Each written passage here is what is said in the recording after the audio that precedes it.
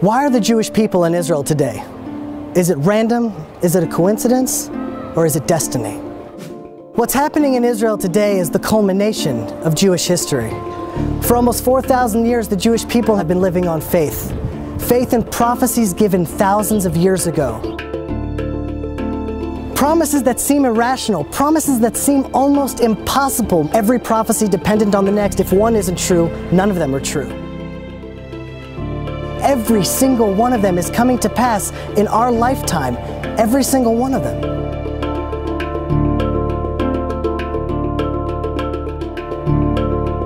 The first promise to Israel was made to Abraham, an eternal covenant. And I shall establish a covenant between me and you, and between your offspring after you throughout their generations, as an everlasting covenant. The Jewish people are the only ancient people alive today. The Assyrians, the Babylonians, the Jebusites, the Canaanites, all of them are gone. Well, no nation has survived such scattering and then remained a nation. And they became assimilated, and eventually any trace of the original is gone. We, an eternal people, stand alive today.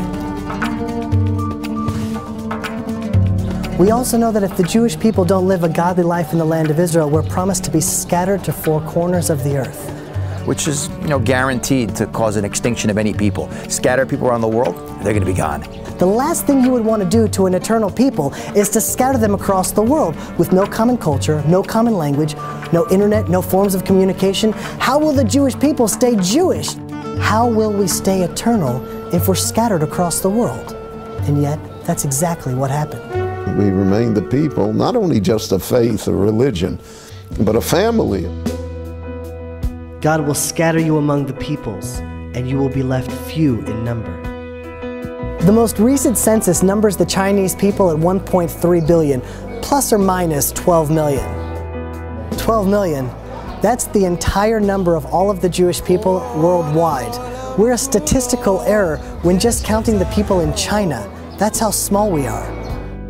The fact that we're scattered and small, and we've been subject to the greatest hatred in human history. The Torah tells us the atrocities and the curses that would come upon the Jewish people throughout the exile.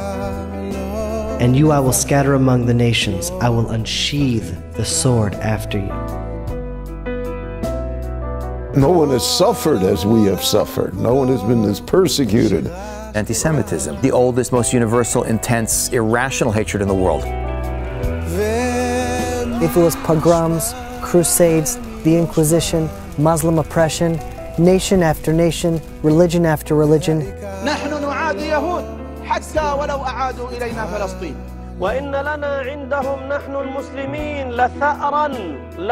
the persecution we faced has always transcended all logic and rational thought. When we were poor and destitute in the shtetl, we were hated for being parasites. When wealthy, for being money grubbing. One thing that we could always rely on is that there would always be a reason, a pretext to hate us. And despite all the persecution, not only have we survived, but we've thrived. Now imagine that, a tiny, persecuted, scattered people. Out of all nations, how are they supposed to shift global consciousness? The same nation that everyone's going to hate, is going to be scattered around the world and shouldn't even be here, is told we're going to be a light to nations? Those two things don't go together. We shouldn't even be here, much less impact the world. Here is a people that, small in number, that has influenced the world in unbelievable fashion. All the science and all the wonderful things that they contribute to the rest of the world. Wherever they find themselves in any country, they become the lifeblood of that country. They're an extraordinary energy. And you can literally see a direct correlation between countries that have Jews in them and how they treat the Jews and how those countries do in terms of their political development, their scientific development, their technological development. The Torah tells us that if the Jews don't do their charge, so they will be sent out of the land, and while they're away, the land will become desolate. The land in the late 1800s was barren, full of rocks. We couldn't produce anything here. Mark Twain came here in 1850. He talks about all these places that he tried to pay respects to. He was saddened by the fact that it was a desolation. Nothing grew here.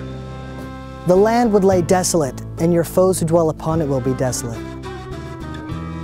Now, to understand the impossibility of that promise, you have to understand the geographic map of biblical Israel. All the ancient pathways cross through Israel. Every empire throughout the last 2,000 years tried to settle the land of Israel. Babylonia, the Persians, the Medes, the Greeks, the Romans, the Ottomans, the British, all of these empires with all of their wealth and all of their resources tried, and all of them failed. So you think land is land.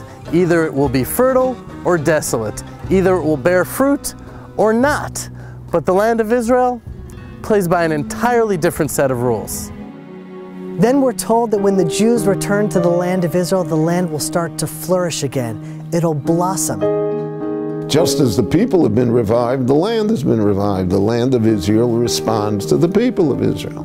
The land didn't change, it returned to itself. The blood rushed to its cheeks and the color returned to its eyes. The fruit had a vibrance of color like it hadn't in thousands of years.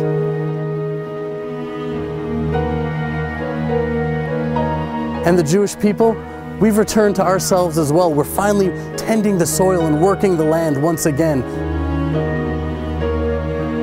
It's a living miracle. Those people who spent their whole lives irrigating and digging an oasis out of this desert.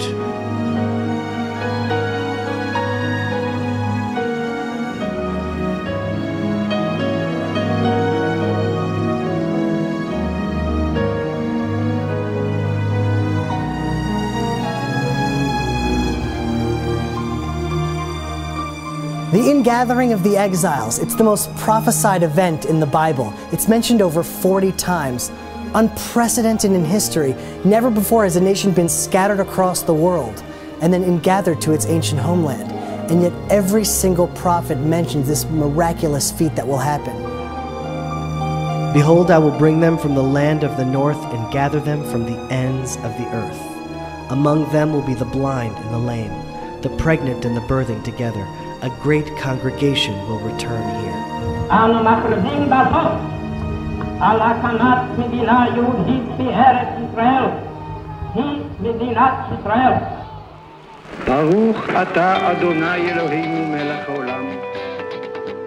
And now they have been returned to the land. And the land is still carrying the names of the great history of this people. It's unbelievable. Today in Israel, you see universalism. Jews from Ethiopia, Africa, Asia, North America, South America, Russia, the entire world has now returned to the land of Israel. The prophets tell us that the Hebrew language will eventually be revived. When's the last time you saw a Phoenician English dictionary? Probably not for a while, because Phoenician is a dead language. You know what language they speak in Latin America? It's not Latin, because Latin too is a dead language. Never before in world history has a dead language been revived and brought back to life before the return of the Jewish people to the land of Israel and the revival of the Hebrew language. The Hebrew was always preserved in rabbinic writings and the prayer service, but it was not the lingua franca. It isn't what people spoke. What we don't appreciate is a whole country of close to 6 million people today who speak a language which no one spoke 100 years ago. It's resurrected, like the Jewish people back in their homeland. Now, after the most inspiring comeback story in world history, after building the most moral and innovative democracy in the entire Middle East, you'd think that Israel would be supported and held up as an example. But we see that the UN, a representation of all the nations in the world, condemn Israel far more than any other country on the planet. And I will gather all nations against Jerusalem to battle. The only country in the world that it's being called, its destruction is being called for by a member state of the United Nations. That its national movement, Zionism, was declared racist and illegal by the United Nations. That its capital city, which is arguably the oldest capital of any country in the world, is not recognized by any country. And there's many, many more points.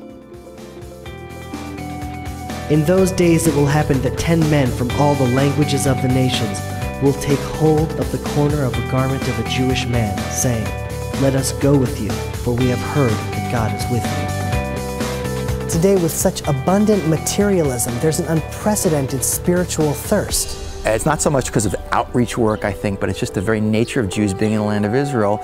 We now see that there's a huge sort of momentum moving back. It doesn't make any sense. Israel is the most hated country around the world. Why would people want to identify with the Jewish people?